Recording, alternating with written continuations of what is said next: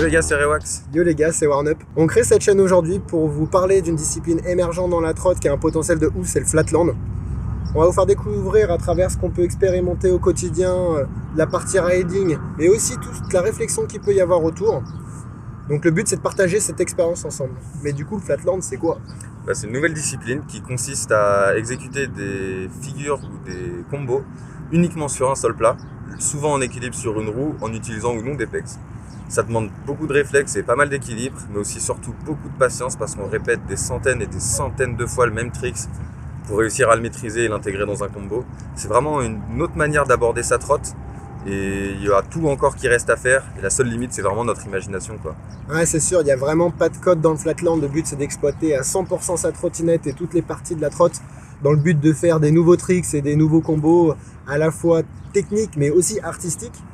C'est vrai, moi ça fait plus de 2 ans maintenant que je fais que du flatland et c'est vrai que la vision de mon riding elle a complètement changé. Je pense plus du tout la trotte comme avant et franchement je me suis jamais autant amusé dans la trotte que dans le flatland. Ouais, c'est sûr, moi ça fait à peine 6 mois et je m'y suis ouvert et ça me permet vraiment d'exploiter ma créativité à 200%. C'est un nouvel aspect, ça me fait kiffer de ouf.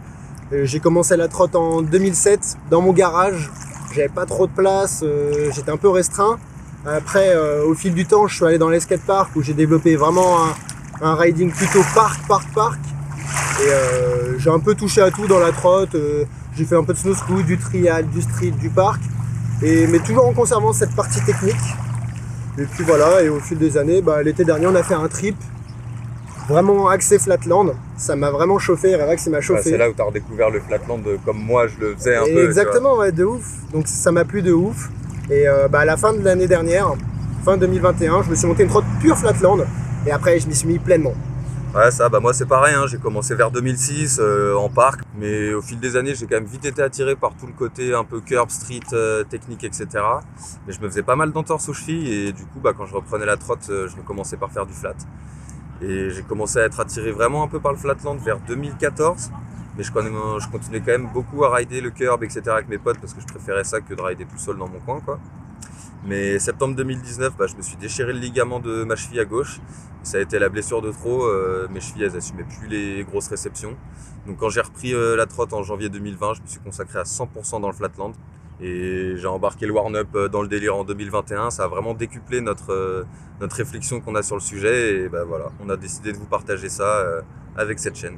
Ouais, d'ailleurs, vous avez pu remarquer sur les derniers Instaclips qu'on a pu faire qu'on avait des trottes assez atypiques et qu'on peut pas voir habituellement. Un peu spécial. Un peu spécial de ouf, ouais. Donc on s'est confectionné ça avec notre meilleur Juliapa national. Ouais. Donc y a un scooter check en préparation qui sort bientôt.